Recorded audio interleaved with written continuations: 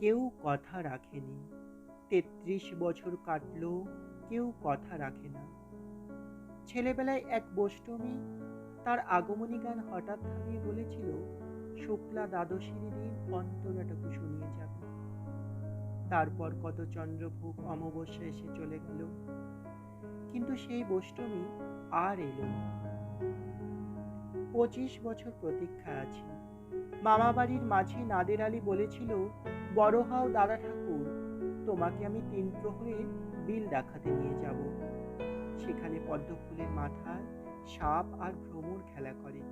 নাদের আলী, আমি আর কত বড় হব?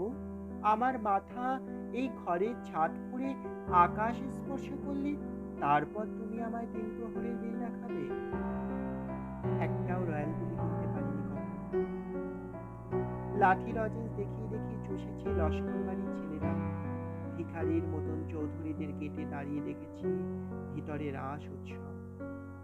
অবিরল রঙের ধারার মধ্যে সুবর্ণ কঙ্কন পরা ফর্সা রমণীরা কত রকম আমোদে হেসেছে, আমার দিকে তারা ফিরেও চায়নি।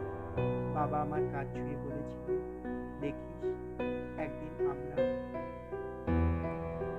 বাবা এখন অন্ধ, আমাদের দেখা হয়নি কিছু। সেই রয়্যাল গুলি, সেই লাঠি লজেন্স, সেই রাস উৎসব আমায় কেউ ফিরিয়ে দেবে না।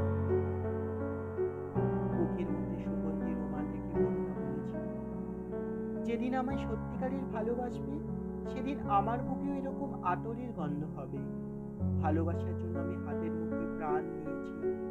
দুরন্ত ষাঁড়ের চোখে বেঁধেছি লাল কাপড়। বিশ্ব সংসার তন্ন তন্ন করে খুঁজে এনেছি ১০৮টা নীল পদ্ম, তবু কথা রাখিনি।